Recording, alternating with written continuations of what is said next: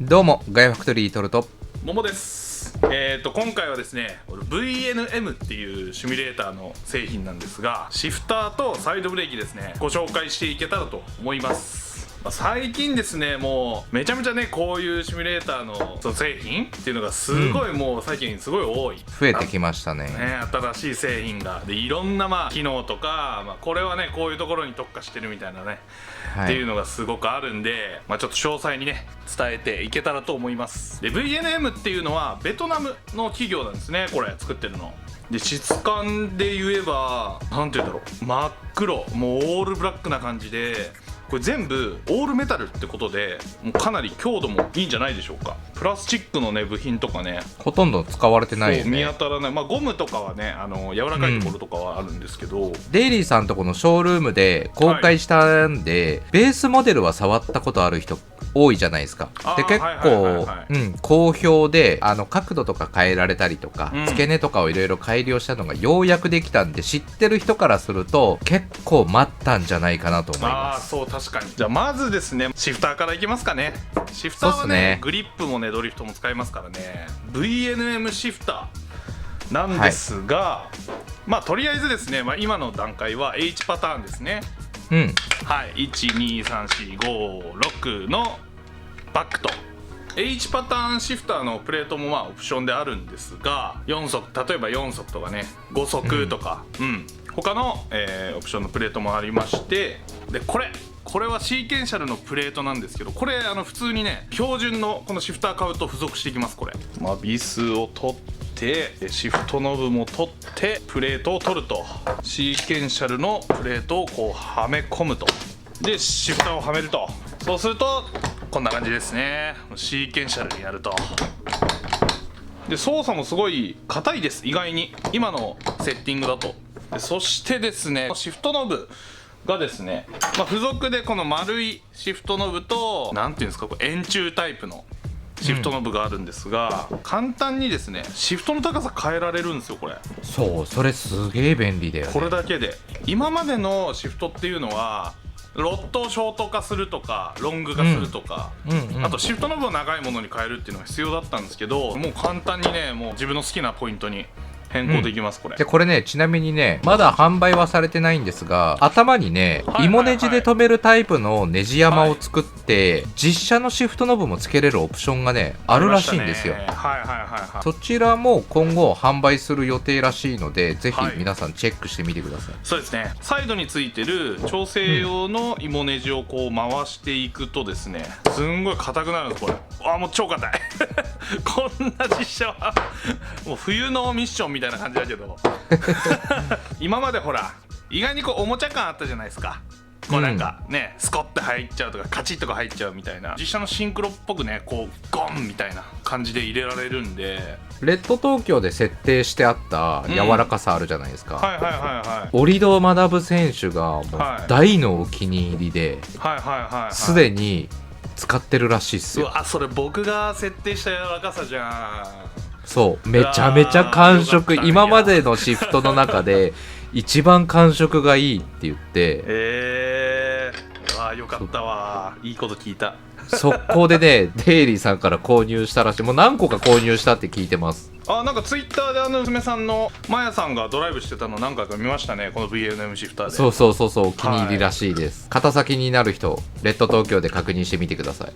あとはですね、外見の話なんですけど、これ LED がね、もうなんかバカバカすごい今のゲーミングシーンみたいな感じで光ります。アプリケーションで設定とかもできるんで、それも詳しくお伝えいたします。あとは取り付けですね。これスポットがおかしい裏のこんなに取り付けスポットあるのも俺見たことないっていうのと、下はこの4つの穴なんですが、横のピッチが6センチ、正方形じゃん。縦のピッチも6センチですね。ファナテックとかとは一緒はないんですけど、トラックレーサーの、シフター台ですねには取り付くっていう風に書いてあるんで、そういうオプションパーツ、使ってもらって取り付けるみたいな感じですかね。あとアルミフレームとかですかね。そうですね。ショールームはね、オプションのサイドブレーキであるじゃないですか、はい、あれに半分またいで片側2本止めにしてます。はい、でそれでテストしてるんですけど、2個止めでもね十分バッチリ止まるんで、好きな穴位置見つけてもらって止めてもらうような形になりますね。そうですね。でですね、USB 接続で PC に行くんですが、 PC 限定です。これコンシューマー機使いません、XBOX、PS は使えないって感じですね。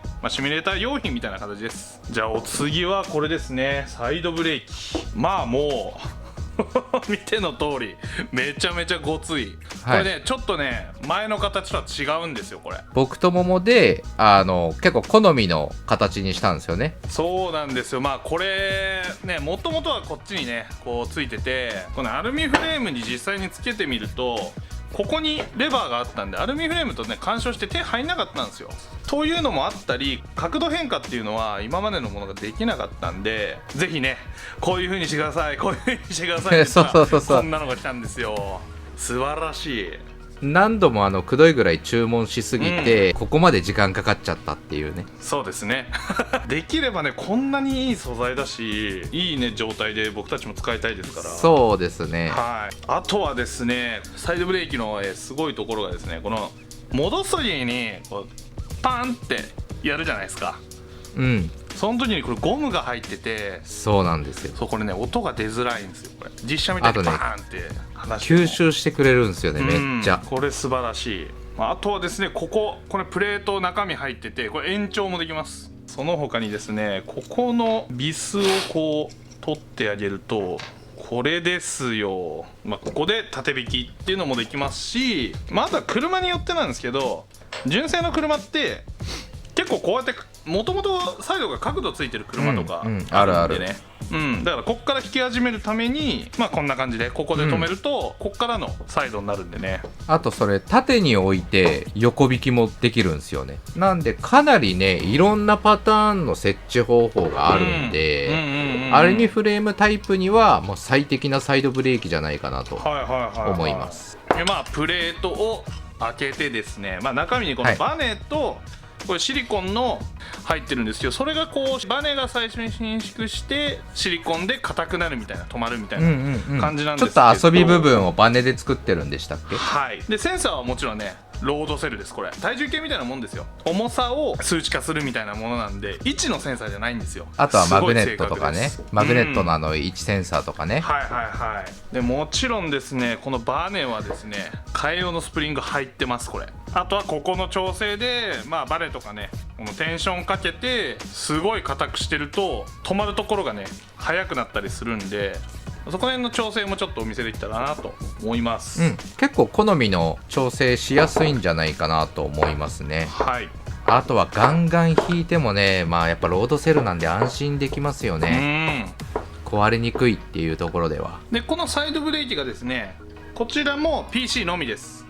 使えるのはUSB で接続して認識させるというところです。こちらもアプリがあるんで、弾き方のスライダーとかレベルとかも変えられるんで、そこら辺もですね説明していきたいと思います。でサイドの取り付けはですね、横と裏って言ったらいいのかな、底面、裏面と、またサイドにこっちにもね取り付け面あります。ここの穴の寸法が40ミリ、4センチで、この真ん中が35ミリの長穴が開いてますね。ネジが切ってある取り付けスポットが7センチ、5センチの 3.5 センチの十字の長穴で、これはアルミフレーム用かなと思います。あとはピッチが4センチ、ちょっとこの横は測りづらいですけど23ミリぐらいのピッチの取り付けです。でサイドとシフターちょっとセットで今回レビューしてるんですが、こんなパーツもあります。それね、ちょっと組み立ててみましょう。さあ組み立てました。これシフターとサイドブレーキ4点でね止まるんですが、ちょっと仮止め状態で2点で止めてます。シフターかサイドブレーキでどっちかでね固定すればどちらも固定できるっていうスタイルになります。これ便利。これオプションプレートっすよね、確か。そうですね、これオプションになります。縦引きの状態ですね、サイドブレーキは。のような状態で設置ができるということです。いやでもね、スペースないプレート台使ってる人だったら、これ重宝するから。はい。いやここに2つ穴開いてるっすけど、ここにね、今これか、これ、はい、ここにこうやってアルミフレームここでかませれば、まあ、こんな感じのね取り付け方もできるんで、走りや御用達のホースバンド、タイラップなどなど使用して、よし、こんなもんかな。こんな感じでね、でこんな感じにセットして、これがシフターゆるゆるの状態ですね。どんぐらいかかるんでしょうか。4ニュートンぐらいで入る感じですね。4ニュートンぐらいか。うわー、もうこれちょっと硬すぎだな。38ニュートンぐらいですね。そんなにも硬くできるのか。俺の好みの設定にしてみました。さあどのぐらいで、21ニュートンぐらいっぽいですね。20ニュートンちょっとってとこですね。まあこんな感じで強さの調整ができます。まあこんだけ変化があるって感じですね。お次はサイドブレーキですね。これカバー外しました。とりあえず一番柔らかい黄色のバネですね。このプリロードですね、かかるテンションのことなんですけど、それはこのバネとシリコンがずれないぐらい軽めにかかってます。軽めに押さえてるって感じ。バネが縮まって奥までついたら、そこが数値みたいな形にしましょう。ちょうどここで縮み終わるんで60ですね。60ニュートン。じゃあ今度はプリロードかけてみますか。ちょっとバネを潰した状態ですね。縮むまでは60ニュートンのままなんですけど、重さがかかるのが早いですね。なるほど、こういう変化があるのか。でバネを交換する際はここのボルトとここのボルトですね、外します。六角レンチで外す感じですね。でバネを青に交換してみました。プリロードは支えてるぐらいの強さですね。バネが完全に縮むまでは100ニュートンぐらい。結構な力ですもん。だって分かりますね。変化かなりあります。実際にいくと油圧っていうよりはワイヤーでね、後ろのキャリパーまでいってる感じの強さで、最後はですね一番強い赤いバネです。これがバネが縮まるぐらい。140。かなり強いです。強いな。シルビア勢のね効かないサイドブレーキの筋トレにはなるね。強さはねシフターサイドこんな感じですね。ちょっと数値化したんですけど、実写数値っていうのはちょっとまだ測ってきてないんで、今後ね実写数値も測ってちょっとそれとね比較してみたいなと思います。桃のシフターのこのお気に入りは、20ニュートンぐらいなんですけど、ちょっとねスコって入らないでゴクってちょっと入るぐらい、ただ硬すぎないみたいな形ですね。でサイドブレーキは青です。バネが青で、プリロードはちょっとね支えるぐらいじゃなくて、支えるぐらいから若干一巻きぐらいした感じで、ちょっとね強めって感じですね。横引きなんで純正サイド風なちょっと重さにしてるって形です。あとはですね、サイドブレーキのレバーが結構長いんで、アルミフレームのコックピットだとしてもここより後ろにつけたい人とか絶対いると思うんですよ。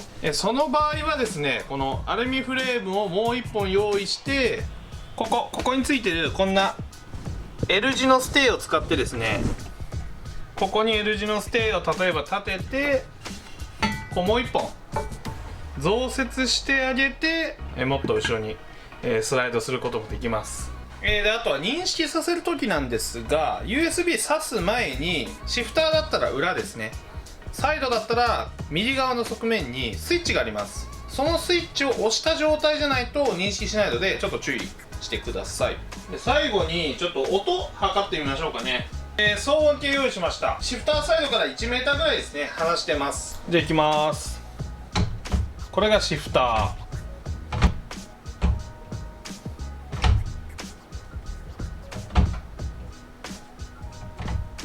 ちょっと強めにやります。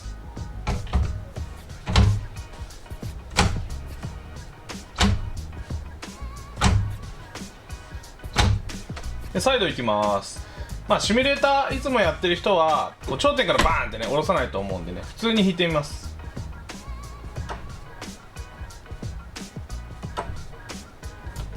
こんなもんの大きさじゃあ頂点からちょっとバーンって離してみますか、実車税みたいにね。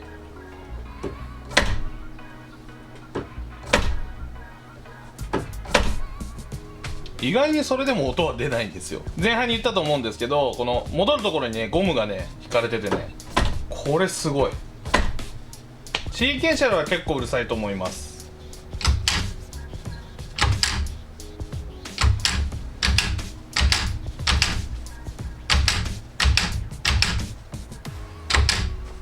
弾いてみます。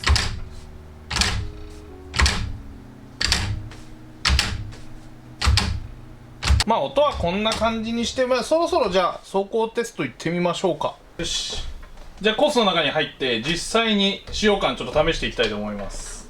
はい。シフターとサイドが VNM になってます。操作感もね、もうまあ自分なりにちょっとセッティングしたんですけど、はい。すごいいいです。ストロークとかもこのコックピットに設置してある位置もね、まあここら辺は好みでしょうけど、すごくいいです。すごく入れやすい。じゃあ行きましょう。まあ普通にもうめちゃめちゃ入れやすいし、サイドのね位置もね、やっぱね、ここ設定したのすごい良かったですね、この横引き。あと角度変えられるからあ、はいはいはいはい、だいぶ変わるよね。それで引き始めがだいぶ変わりますよ。あとなんつってもやっぱロードセルのそのグニューって潰れる感じと安心感、まあこれからの定番商品に多分なってくよねっていう感じするよね。いやこれ引いてバンって下ろしてもこれそんなに音出てないと思うんだよな、これすごいよな。静か。たまにはドリシャでね、ちょっとこうニュルみたいな感じでちょっとこれでグリップしていきましょう。でこの重さ調整できるのもすごいなんか、なんていうんだろう、その軽すぎるシフターよりやっぱり入れやすい、重さがあった方が。まあそうだよね。全然入れやすい。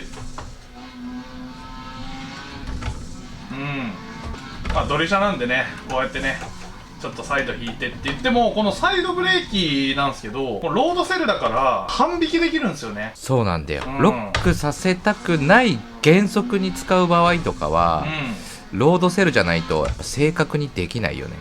やっぱこれはロードセルの恩恵をね、受けてると思う。重々にあるサイドブレーキだと思います。すごいサイドもね使いやすい。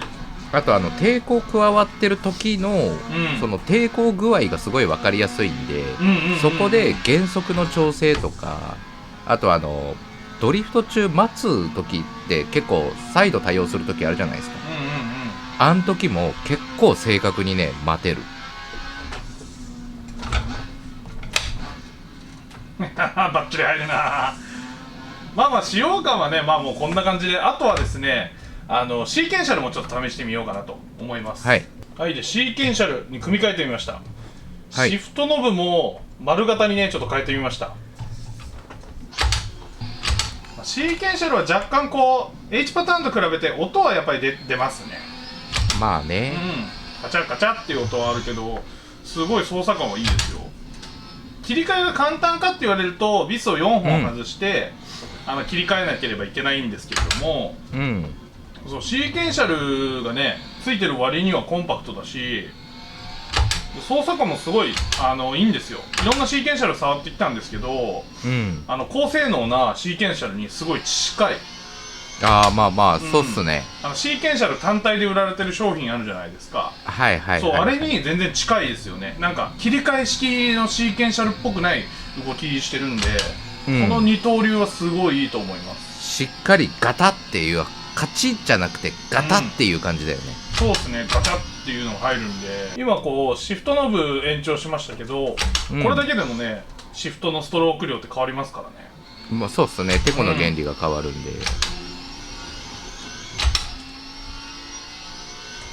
いやーこれはもうこれでもうちでずっと使っていくシフターになるな。まあショールームでももちろんそうですし、今すぐ体験したい人はレッド東京もしくはデイリーさんのショールーム、体験はすぐできるんで、ぜひ体験してみてください。じゃあ VNM のアプリケーションの使い方なんですが、デイリー公式オンラインショップのマニュアルおよびファームウェアってところのページの VNM ユーザーインターフェースはこちらってところからアプリケーション落としてください。これです。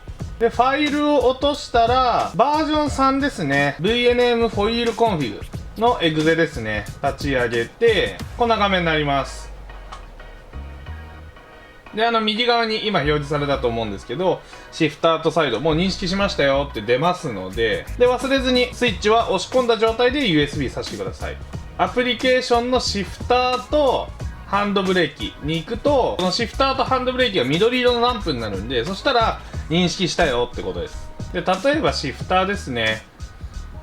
まあ、こう、1速、2速、3速、4速とか入れてもらうと、ここに緑色のインジゲーター表示されるんですが、僕ら5、6台も設置してるからもっと設置してると思うんですけど、キャリブレーション必要ないんですよね。1台もね、別にキャリブレーションずれてるもんなかったんで、キャリブレーションは設定しなくていいです。逆にごちゃごちゃになっちゃうと思うんで。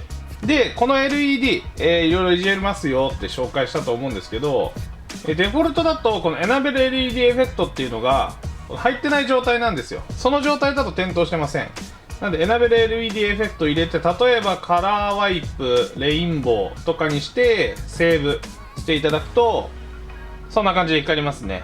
レインボーでカラーワイプなんでこう回りながら変わっていくみたいな。例えば単色のストロボでやってもらう、でセーブしてもらうと、こんな感じバッコこんないろんな設定できるんで、ちょっとねこの辺試してみてください。セーブすると適用されます。ハンドブレーキもキャリブレーションいりません。ハンドブレーキはですね、曲線が変更できるようになりまして、例えば僕この設定結構好きなんですけど、徐々にね強くなっていくような曲線になると意外に実写っぽいです。ここら辺は半引きでギュッて引いてもらうとロックするみたいな形に設定してあげると、なんかより実写のサイドブレーキっぽいなーっていう感じですね。特にワイヤーに似てるって感じ。油圧だともうここでガチッとね決まっちゃうような感じなんですけど、そんな感じにもできますよ。例えば、ユーザー設定っていうのがあるんで、こうね一つ一つちょっとこう曲線を変えてあげるのに、例えば 20% のところでこのいきなりねマックスになるみたいなね設定もできます。こう引いてってパーンってここら辺でね、この辺でもうロックしちゃうみたいな、油圧サイドみたいな感じですかね。この辺でロック、この辺でロックみたいな。ここはもう変わらないですね。引き代はもうロック状態ですねみたいな設定もできます。これも面白いです。いろいろ試してみてください。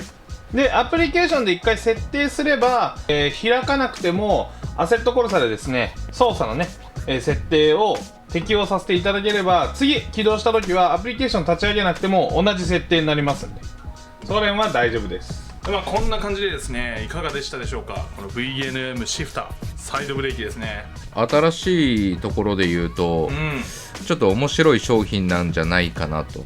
シフターに関しては、H パターンが、過去一で好み。そうですね。でサイドブレーキもロードセルってまだそんなに商品多くないんですけど、その価格帯の中では今売られてるサイドブレーキだと最安値になるんじゃないですか。